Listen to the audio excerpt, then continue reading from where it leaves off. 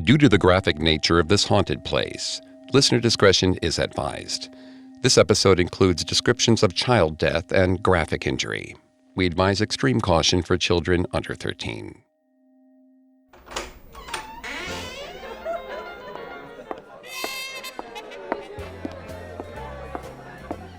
Leslie raised an eyebrow as she stepped into the hotel. One of her colleagues at the auction house had recommended she come here on her trip to New Orleans, but she couldn't see why. Gaudy chandeliers dangled from 20-foot ceilings, tacky Palladian mirrors lined the walls, and none of the Regency period furnishings were original. The only object she found remotely interesting was a grandfather clock at the far end of the lobby. It was enormous, at least 11 feet tall, and made of elaborately carved mahogany. As she leaned in to inspect one of the carved animal heads, a face appeared in the polished surface of the wood. Leslie spun around. A man was standing behind her. He set down a toolbox and pulled out a knife and chisel. She suddenly realized that the clock was unfinished. He was hand carving it with period tools. No wonder it was such a convincing reproduction. She thought about tapping him on the back and complimenting his magnificent craftsmanship, but she didn't want to interrupt him. Plus, it suddenly felt like someone had cranked up the AC, and she was dressed for summer in Louisiana, not Alaska. She decided to head outside instead. But as she made her way out, Leslie realized she should get the clockmaker's name. She'd like to look up his other work. So she asked the doorman. A puzzled expression flitted across his face. He asked if she meant the man who'd made the clock. Leslie frowned. No, she told him. She meant the man who was there now. He was inside, carving the lower right panel. The doorman replied that there better not be anyone carving that clock. It was an antique, finished in 1909. Leslie gave an exasperated sigh. She turned to point out the man, and her heart skipped a beat. The clock was finished, and the man was nowhere to be seen.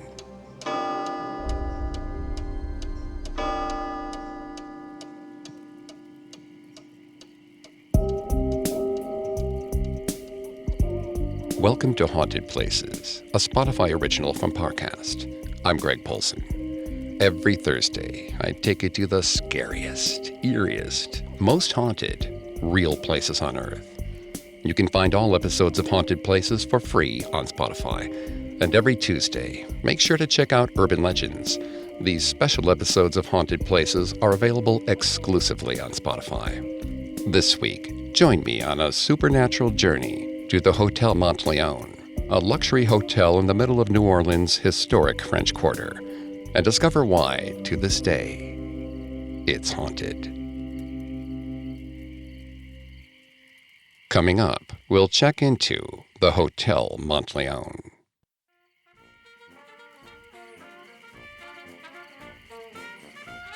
Nicknamed the Grande Dame of the French Quarter, the Hotel Monteleone opened in 1886. At the time, it was owned by Italian nobleman and factory owner Antonio Monteleone, who purchased the 64-room Hotel Victor. He soon renamed it after himself. And as New Orleans evolved into a hub for tourism, Monteleone expanded the hotel, adding on some 300 rooms. When Antonio Monteleone died, the hotel passed to his son, and then on to Antonio's grandson. Frank Monteleone eventually tore down the original building in order to construct a larger, grander hotel, complete with ballrooms, a restaurant, and a very unique bar. The Carousel Lounge is a circular bar with 25 seats set around a central pole. The bartenders serve cocktails under the colorful lights of a merry-go-round marquee. And the best part? The whole thing revolves. Over the years, the Hotel Monteleone has gained a reputation as a magnet for some of the most famous names in American literature. Tennessee Williams, Ernest Hemingway, Eudora Welty, and Truman Capote are just a few of the writers who crafted their legacies while staying at the Monteleone. The hotel was a particular favorite of William Faulkner, who was said to have written the Monteleone into some of his stories, and Truman Capote liked to claim he was born there. Perhaps there is something about the ornate halls of the hotel that inspires people to leave their mark on the world. Certainly Antonio Monteleone cemented his legacy there, but he's not the only one. In 1937, the head bartender at the Carousel Bar invented the Vieux Carré, a classic cocktail still poured in bars around the world. And in the early 1900s, a woodworker named Antonio Puccio carved his masterwork in the hotel. It was a unique grandfather clock that still stands in the lobby today. Puccio died in 1966, but there are some who say he never left the hotel.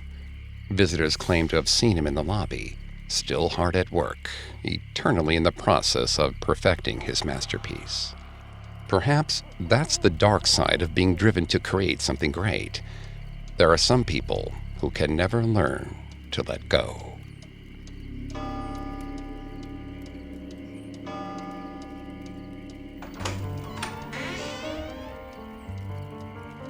The doorman tipped his hat and wished Mr. Monteleone a good evening.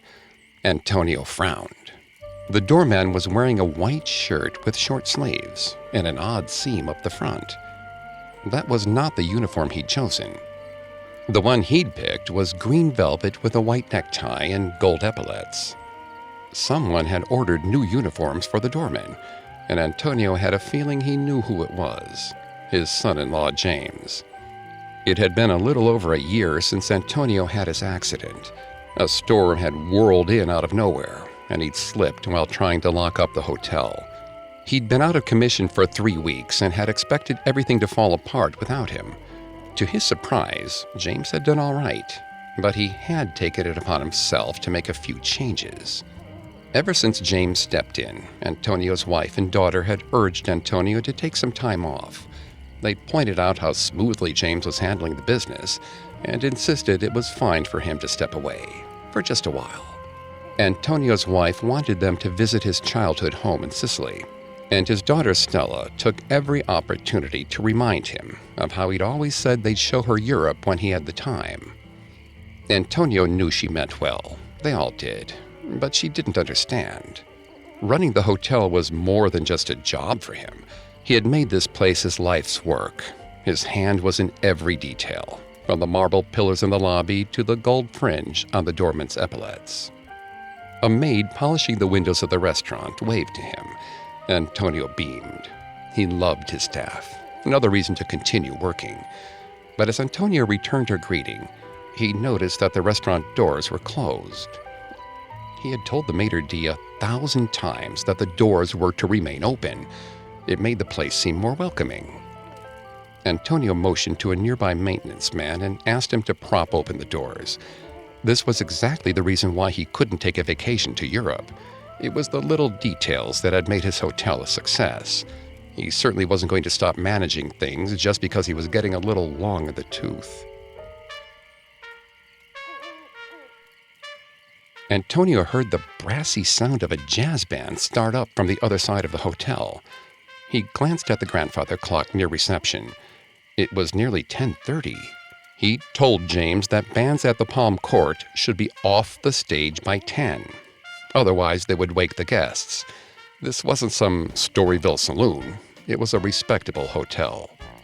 Antonio marched across the lobby, ready to give James a piece of his mind. As he got closer, he could hear the sound of laughter and chatter underneath the music. From the sound of it, the room was full of people. They wouldn't be happy that he was kicking the band off the stage, but it had to be done for the sake of their guests. He seized hold of the double doors and swung them open.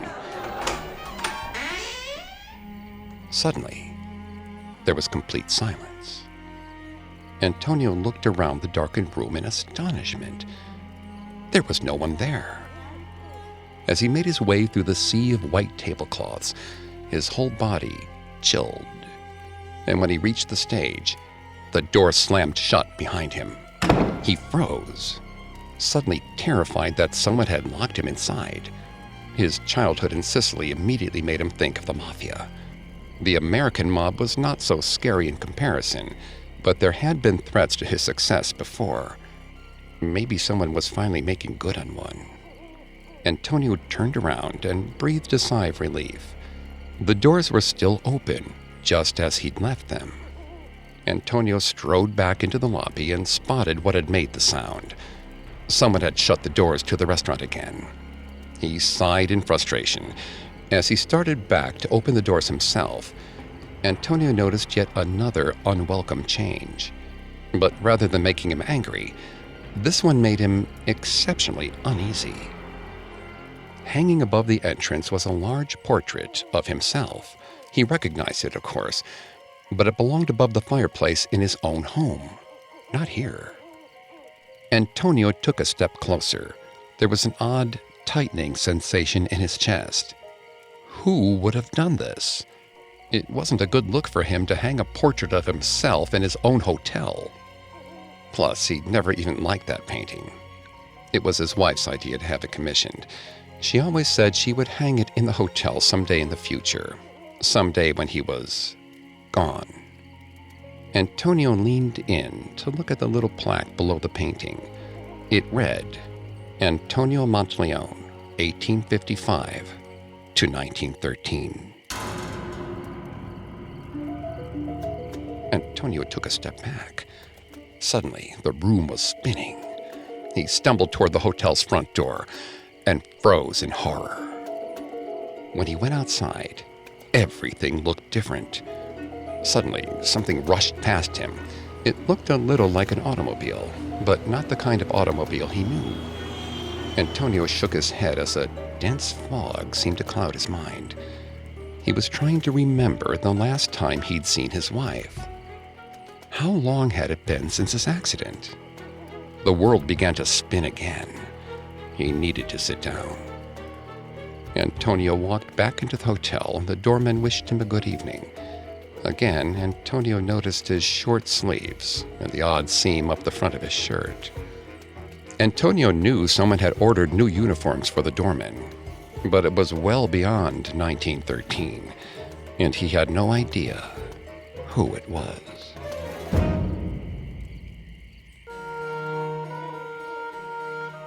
Success seemed to come easily to Antonio Monteleone.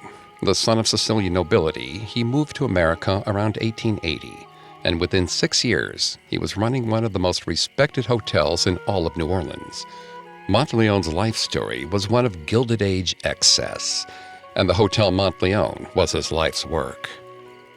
Visitors have speculated that Antonio's spirit may still inhabit the hotel, but he isn't the only one who has stuck around to ensure the Hotel Monteleone still lives up to its former glory. There's a maid who cleans up after housekeepers who don't meet her standards, a woodworker who comes back to tinker with his masterpiece, and a ghostly jazz band that plays all hours of the night. Of all of these phenomena, however, the most unsettling is a ritual that occurs every night in the lobby. At 7 p.m., the locked doors of the restaurant swing open on their own. Not long afterwards, they slam shut again. In 2003, the International Society of Paranormal Research studied the phenomenon and determined that there was no logical explanation for it. Maybe it's the result of a never-ending dispute between former employees. Each is determined to return the hotel the way they knew it. But none of them are aware that their version of the Hotel Monteleone hasn't existed for a very long time. Coming up, we'll hear about a tragic death that's haunted the hotel for over 100 years. Hey, Parcasters, have you entered the world of haunted places ghost stories yet? Every Thursday on this Spotify original from Parcast, Alistair Murden summons a new spine-tingling tale of wraiths, phantoms, and chilling apparitions. Ghost Stories resurrects fictions from Japan, India, the UK, even ancient Rome. Created by the minds behind Sherlock Holmes, Dracula, and some of the greatest and most frightening literary creations ever devised. Don't miss stone-cold classics like The Kit Bag by Algernon Blackwood, a sinister account of a condemned murderer's final wish and the lengths he go to fulfill it. And The Miserere, a Spanish tale of a wandering musician who hears a terrifyingly beautiful song in a burned-out monastery. and is doomed to capture its notes until he dies. Every episode is ghoulish, ghastly, and a ghostly good time. Be sure to follow Haunted Places Ghost Stories free on Spotify or wherever you get your podcasts. Now back to the story. During the turn of the century, the Vieux Old Square, or now the French Quarter, was the cultural center of New Orleans. Potted palms dangled from the lacy wrought-iron balconies of the colorful townhouses. Notes of a mournful trumpet drifted over the idle chatter of strolling aristocracy, and the ornate white stone facade of the Hotel Monteleone stood proudly in the center of it all. Among the many wealthy families that frequented the hotel, perhaps none were as popular as the Beverages. For a brief moment, they were the picture of Gilded Age prosperity. But one tragic night at the Hotel Monteleone would bring it all to an end.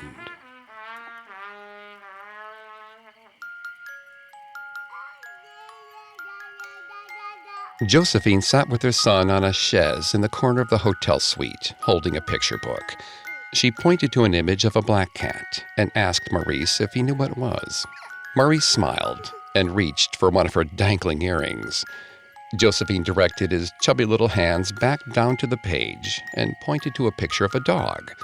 Maurice began to chew on the front of his nightshirt. Her husband Jacques chuckled from across the room. Josephine crossed her arms. She asked him what he found so amusing about the fact that their son was nearly 2 years old and still couldn't talk. Jacques smiled into the mirror and fixed his cravat. He told Josephine not to bother with teaching Maurice. They had staff to do that. Their son was going to have the best tutors money could buy. He'd go to the best schools and be the best at whatever he did. He was going to leave a mark on this world. Josephine sighed. Her husband had thought childcare should be left to their nurse, Babette. Josephine liked Babette. At times she was a bit nervous, but a perfectly good nursemaid. Still, there were some things Josephine wanted to do herself. Every time Maurice said a new word, her heart leapt. She longed for the day when he would look into her eyes and say, "Mommy, I love you." She'd been waiting a long time, and she didn't wish to miss the moment it finally happened. A knock at the door told her that Babette had arrived. They were going to the opera that night. Jacques assured Josephine that Babette would keep their son busy with speaking lessons while they were out. They would have a grand time. Josephine greeted the nursemaid warmly and handed her the child. Babette sat and bounced him up and down. She was good at playtime. But when she laid a hand on the boy's forehead and asked if he was a bit warm, Josephine resisted the urge to groan. Babette had grown up in a shack with 6 siblings, little to eat, and even less in the way of medicine. She was always worrying that Maurice was warm or his cough sounded colicky. She meant well, but didn't understand that when people of a certain class fell ill, they could call a doctor. To her, the slightest upset was a death sentence. Josephine took a deep breath and decided to humor the poor woman. She put her hand on Maurice's forehead. She'd expected it to be fine, but it did feel a bit warm. Josephine asked Jacques if perhaps they ought to stay home. Jacques just laughed. He reminded her of the last time Babette thought the child was ill. Maurice had been fine then. Wouldn't she feel silly if they missed the opera over Babette's hysteria? He smiled and held out his arm, as if to signal it was time to go. Josephine felt a slight unease in her gut. But he was right. Babette was getting to her head. She took it and they left the hotel room, leaving the nurse and baby waving from the doorway as they walked down the hall.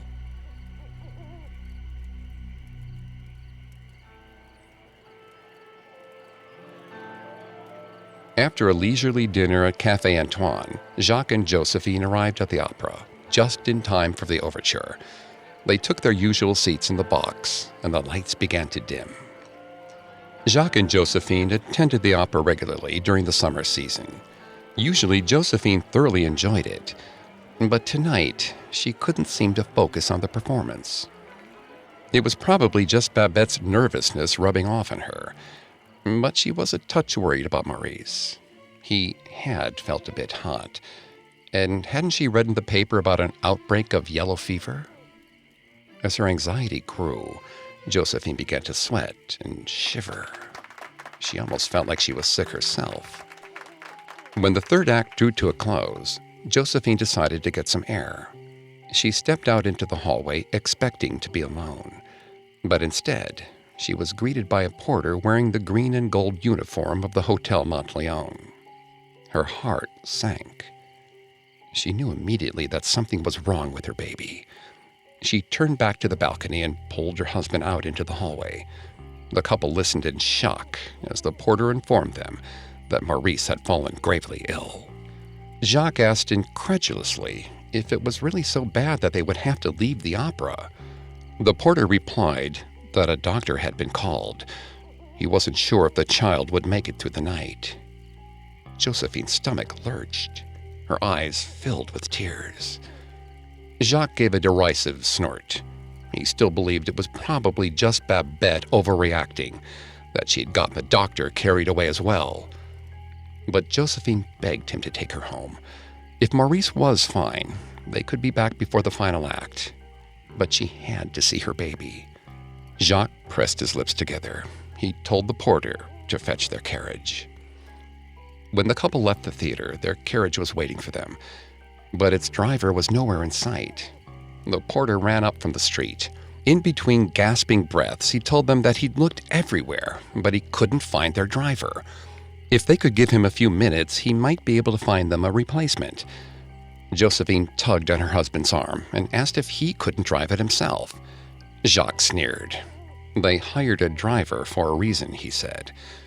Josephine began to cry quietly. She begged him to think of her and the baby. What if he really was sick? Jacques was far from pleased, but he leapt into the driver's seat and pulled Josephine into the passenger. If she wanted to go home, he'd take her home, but she better hold on tight. Jacques gave the horses' reins a hearty shake, and they were off, galloping through the cobblestone streets at a breakneck pace. There were more than a few sharp turns that made Josephine's stomach lurch, but with every wobble of the carriage wheels, she knew she was that much closer to holding her baby boy again, that he'd be safe. She told herself that it was just some terrible mistake. They would arrive back at the hotel and find Maurice as healthy and happy as ever. But a mother always knows when her child is in danger, and somewhere deep inside, Josephine knew that something wasn't right. As they rounded the corner of Royal Street, Josephine saw something sitting in the middle of the road. At first, she thought it might be an animal, but as they drew closer, she gave a horrified gasp. Sitting alone on the paving stones, illuminated by the golden glow of a lamppost, was Maurice. Josephine yanked on her husband's arm, pointing toward the toddling child, but Jacques was completely oblivious. The horse's hooves thundered closer to the infant. Josephine screamed for her husband to stop, but he just gritted his teeth and drove on. They were 20 feet away, and then 10. Josephine had to do something. She tore the reins out of her husband's grasp and pulled them as hard as she could towards the front of the hotel. The horses cried out as their heads were jerked to one side. One of them reared up on his hind legs. Another lost his balance and fell to the ground. There was a thunderous crack as the axle broke. The carriage toppled onto its side. Everything was chaos. Josephine had fallen into a nightmare of screaming horses, bloodied limbs, and shattered wood. She knew Jacques was laying nearby, but she couldn't make sense of what was going on. All she knew was that she had to get to her baby. She pulled herself out of the chaos and limped toward the spot where she'd seen Maurice. But she couldn't find him. He couldn't have crawled away, but there was nothing there. Josephine looked back at the accident, afraid that Maurice had somehow gotten pulled into the mess. That was when she saw it. Her husband's broken body laying on the pavement. The carriage had toppled over onto him. His neck was twisted at an odd angle, and she could see a white sliver of bone where a horse's hoof had cracked his head open. His dead eyes stared back at her blankly. Josephine looked up at the blood-flecked facade of the massive hotel and screamed. For a moment, she couldn't look away from her husband's grotesque corpse. People began flooding out of the hotel. Someone yelled for help. A doorman and a porter ran into the street to pull the mangled carriage off Jacques, and Josephine looked on in horror. But then she remembered her baby. She'd seen him, but he wasn't here. She had to get to her child. She couldn't lose them both. Josephine pushed through the crowd of onlookers. Hands grabbed at her, trying to get her to sit down, but she shook them off. She strode to the elevator and told the operator to take her to the 14th floor. Inside their hotel room, Babette was seated on a settee, her head in her hands, while a smartly dressed man was busying himself with the doctor's bag. They both looked up as she entered the room, but Josephine ignored them and fell to her knees beside the bassinet. She wrapped her arms around her child and began to sob. His body was still warm, but when she looked to the doctor, he shook his head. He told Josephine her son had passed 10 minutes ago. Hours later, when the shock wore off and grief sank in, Josephine finally understood what Maurice had been doing in the middle of the street, bathed in a pool of golden light. He'd been saying goodbye.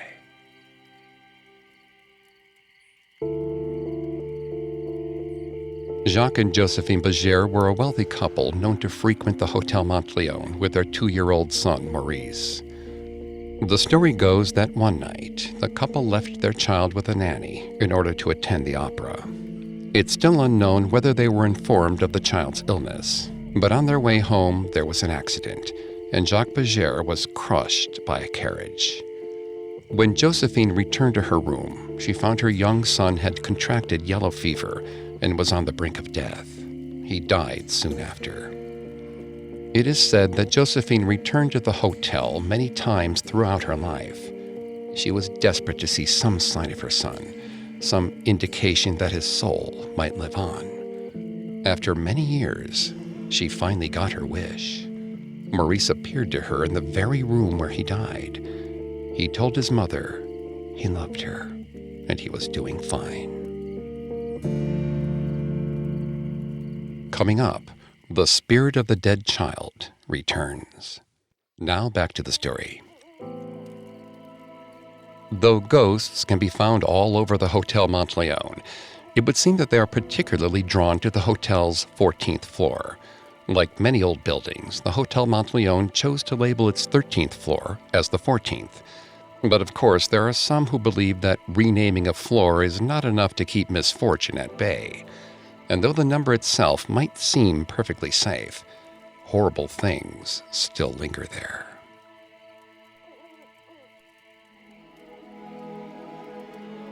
Sasha watched as her wife collapsed onto the plush hotel bedspread, calling the mattress heavenly.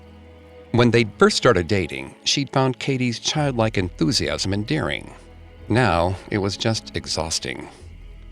Katie picked up a brochure from the bedside table and started reading aloud about the hotel amenities. There was a rooftop pool, a spa, and a revolving bar shaped like a merry-go-round. Katie looked to Sasha, beaming. Wouldn't that be amazing? Sasha tried to feign enthusiasm, but it was clear that Katie wasn't convinced. Sasha knew she was being difficult, but she couldn't help it. On Monday, she was going to take her 4th pregnancy test. They tried artificial insemination 4 times, and so far, nothing. Katie had suggested a weekend getaway to help them take their mind off things. Sasha had agreed to go, but she knew it wouldn't help. Katie hopped off the bed and asked if Sasha wanted to get a bite to eat. Sasha said she wasn't hungry, but Katie should go ahead, maybe have a drink at the Carousel Bar. She'd come down in a bit. Katie gave a sigh of resignation, but she didn't argue. She just gave her wife a long, sad look and left the room. Sasha laid down on the bed. She knew that Katie was trying, but she couldn't possibly understand what she was going through. Katie had always been more ambivalent about kids. She wanted them, sure, but they didn't matter to her in the same way they did to Sasha. Sasha would try to remind Katie about how she always said her novels were her children. Through them, she'd created something great and left her mark on the world. Couldn't she understand that Sasha wanted to do the same? Sasha climbed under the covers. The room had suddenly gotten very chilly. She wondered if Katie had turned up the AC on her way out. She closed her eyes and was just beginning to doze when she felt something tug on the blankets. Sasha bolted up and looked around. At first, she didn't see anything, but then she felt another tug on the blankets and heard a giggle. Her heart began thumping. Hadn't she read something about this hotel being haunted? Her pulse sped up. She didn't want to see whatever had made that laugh, but she did want to convince herself that it wasn't real. With her fingers poised to cover her eyes, Sasha peeked over the edge of the bed and froze. Sitting on the hotel room floor was a little boy with curly blonde hair. He looked like he was about 2 years old and was wearing a kind of old-fashioned nightdress. Sasha sat, frozen. Where did he come from? The chubby toddler just smiled at her and cooed. Sasha couldn't help but smile back. He began biting at the bedspread and was getting drool all over it. Sasha shook her head, amused, and asked how he'd gotten into the room. She didn't receive a response, but figured someone must be looking for this kid. Sasha told the little boy to wait right where he was while she called the front desk. As she picked up the phone, the boy giggled again. There was something odd about it. It almost sounded like the echo of a laughter rather than the sound of a real child. When the clerk answered the phone, Sasha looked back at the little boy, but he had disappeared. Her mouth fell open and the phone dropped from her hand. Sasha ran to the end of the bed. She looked everywhere, but there wasn't a trace of him. Even stranger, the spot where he'd been sucking on the blankets was completely dry. She clutched at her hair, not knowing where he could have gone. The door was closed, but maybe he'd gotten out some other way? Sasha jumped when she heard the door open, but it was just Katie. She told Sasha she'd had a look at the Carousel Bar, and it was pretty cool. But Sasha didn't care about the bar right now. She grabbed Katie's hand and explained about the boy. She told Katie they had to find him. He could be hiding somewhere, or maybe he was lost in the hotel. Katie sighed deeply.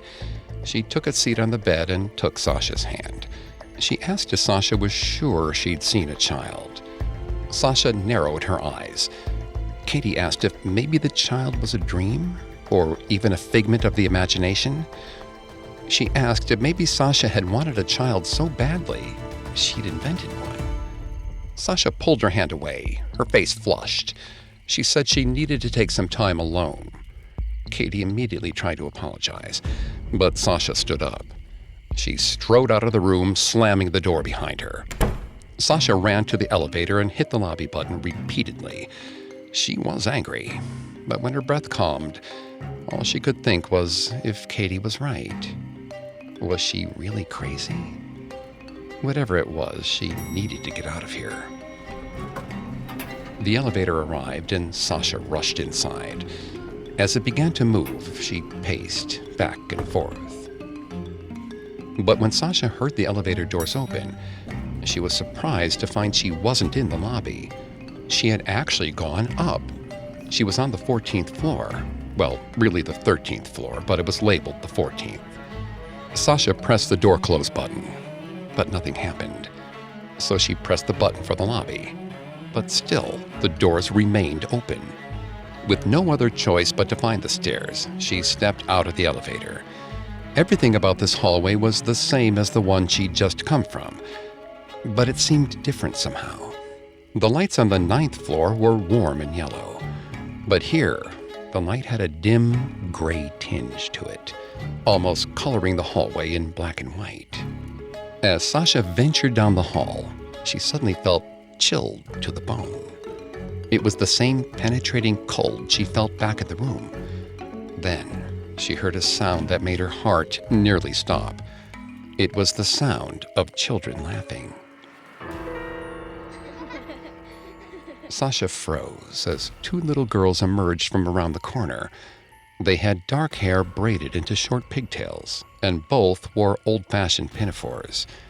For a moment, it seemed like they saw her, but then they continued on down the hallway, walking past her as though she didn't exist. And as they neared the end of the hall, the two girls evaporated into a dense fog. Sasha fell to the floor. She had come here to forget about babies, but it felt like this hotel was tormenting her with an endless parade of children. She sobbed quietly into the arm of her sweater. After a moment, Sasha heard a man's voice.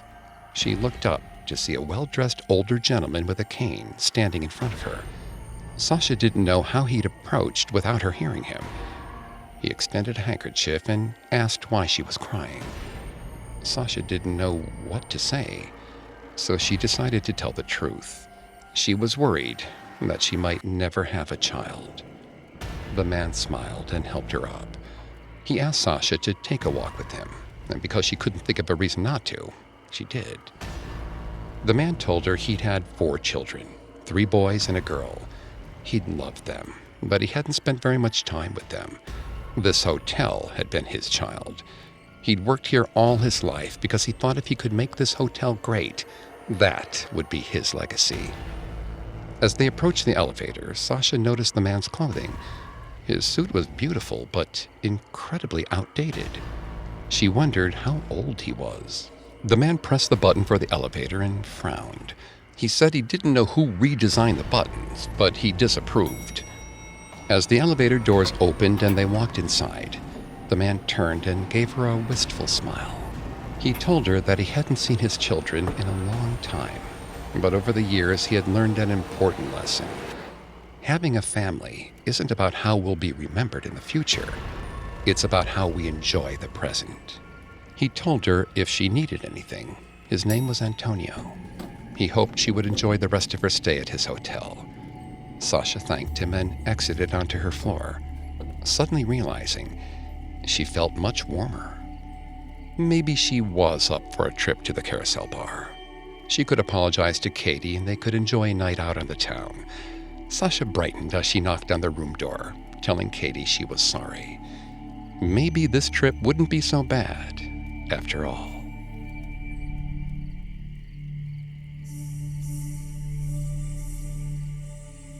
Visitors to the 14th floor of the Hotel Monteleone frequently report awaking in the night to the chilling laughter of an invisible child. The ghost of Maurice Berger is known to haunt its halls, but it would seem that Maurice is not the only child to inhabit the floor. One couple reported that during their stay, the elevator accidentally stopped on the 14th floor, so they got off to have a look around. The further down the hallway they went, the colder it got, and when they reached a bend in the corridor, they saw a group of children playing in 19th century clothing. One by one, the children turned to stare at them before vanishing into thin air. The Hotel Monteleone is still owned and operated by the Monteleone family. In the 1950s, ownership of the hotel passed from Monteleone's son Frank to his grandson Bill. When Bill died in 2011, it passed to Antonio's great-grandson, William Monteleone Jr. With each generation, the hotel has grown a little more. More ballrooms, more suites, more floors. Today, it's a sprawling complex of nearly 600 rooms, a behemoth that rules over the upscale establishments of the French Quarter. It certainly lives up to its title as the Grande of New Orleans. With a reputation like that, Is it any wonder that the Hotel Monteleone inspires some degree of ambition in its guests, or that it commands the devotion of the employees who spend their lives there? It would seem that the hotel has gone beyond the vision of its creator. It has become an entity with a unique pull on the human mind. It's a place that's easy to get sucked into, and if you're not careful, you just might stay there forever.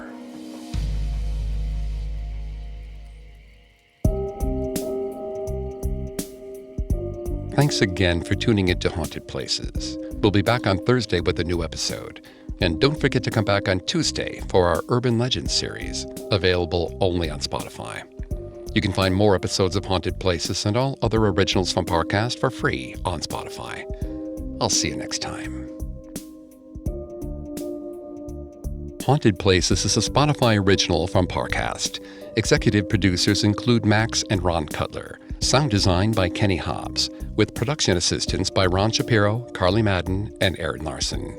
This episode of Haunted Places was written by Zoe Louisa Lewis, with writing assistance by Alex Garland, fact-checking by Anya Bailey, and research by Adriana Gomez and Mickey Taylor. I'm Greg Polson.